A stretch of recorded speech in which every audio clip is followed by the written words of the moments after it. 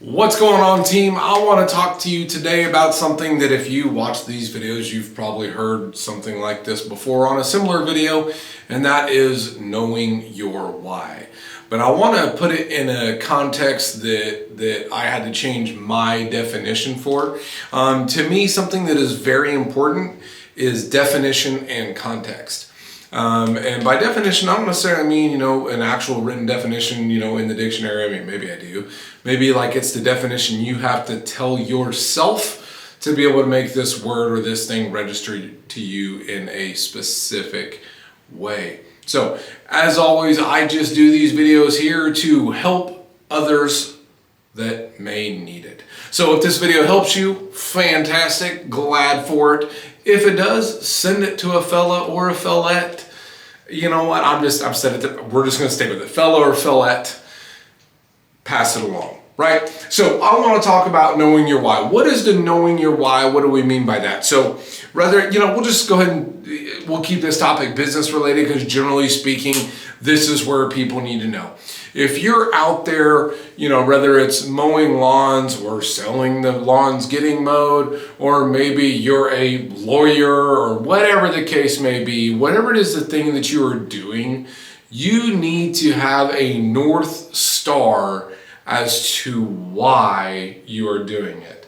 And going to give you a couple of yeses and nos to that, meaning first and foremost, it can't be about money. If you make it about money, that is absolutely going to fade, and that's going to be a ever-ending changing goal.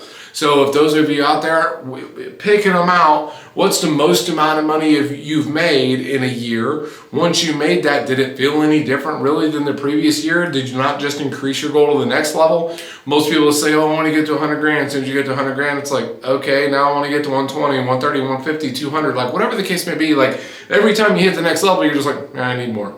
Like, it's just the way it's always going to be. So it can't be about money because that is a goalpost that is forever moving, and it will make it very difficult for you to get rewarded because at the end of the day, money can't be your why. Now, you may need money to accomplish your why, and that's fine, but it can't be the end-all thing that you are trying to achieve it for. Little hint. It absolutely has to be about serving others.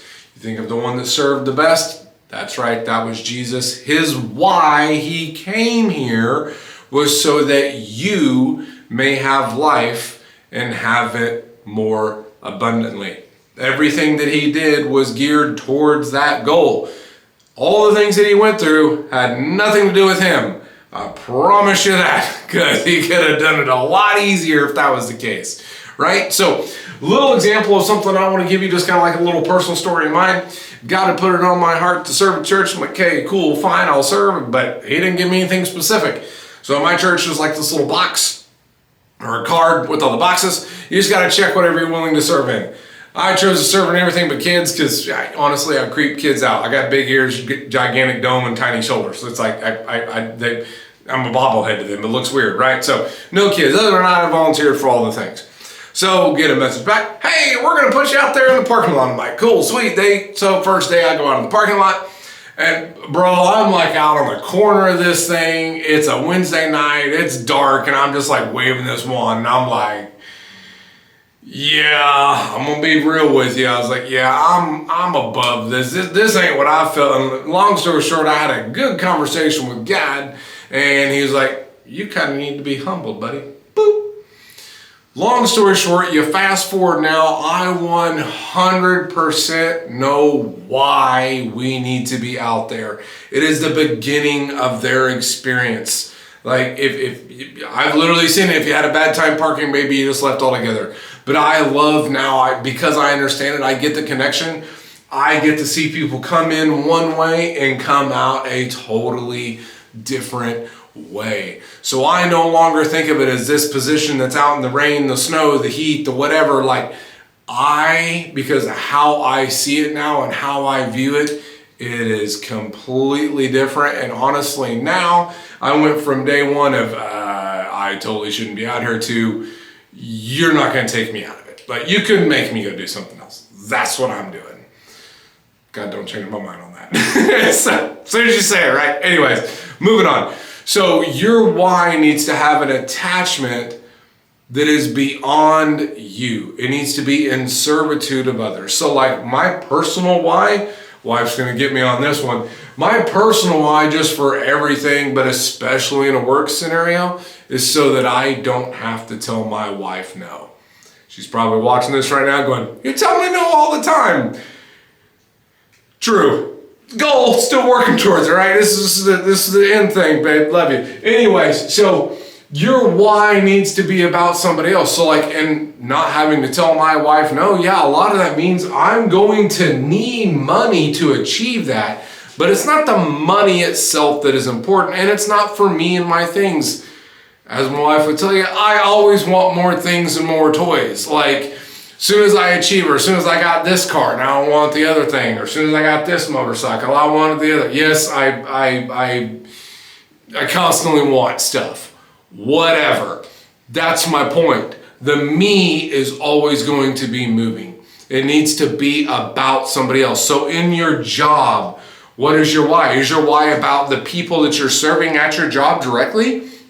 Or is it maybe about, hey, I have to have money, so I need this money so that I can put diapers on my kid. Or maybe it's about, hey, so that my wife and I can get our dream home. Working for that. So, like, what is your thing? It needs to be about something. Maybe you get to enjoy it too. You probably will. But it needs to be about something that is out there for others. So remember in the beginning of this when I talked about definition and context. Rather than necessarily just the term why, what is your belief?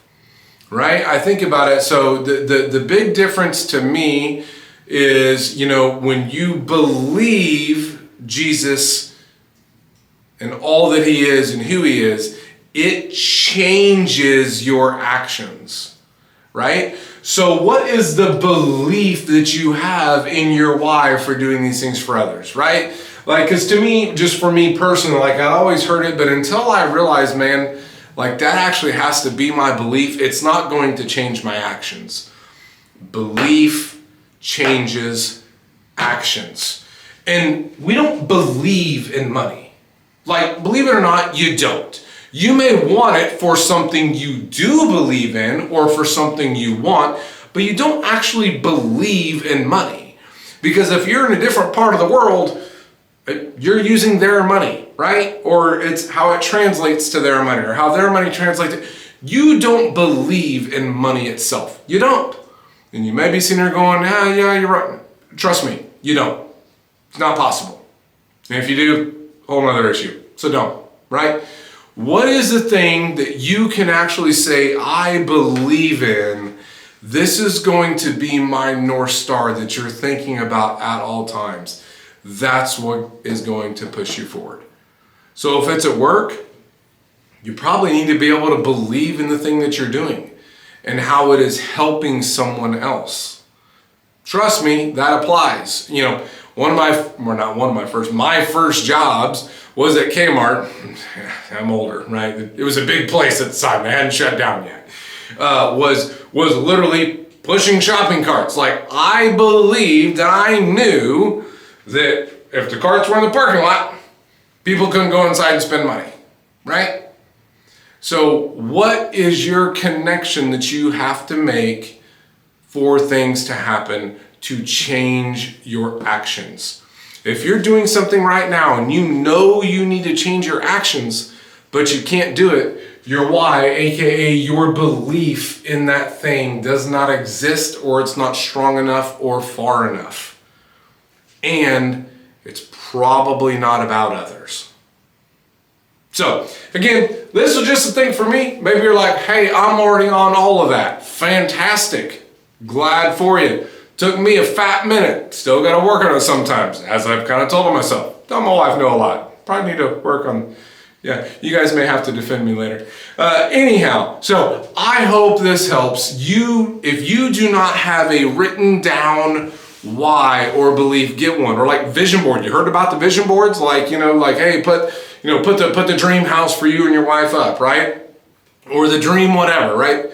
Put it up on the board. This is the same thing. These are all the same things. They all mean the same thing. But if you don't believe in it, your actions will either not become big enough, or they'll falter, they'll waver, or sometimes they may just stop altogether.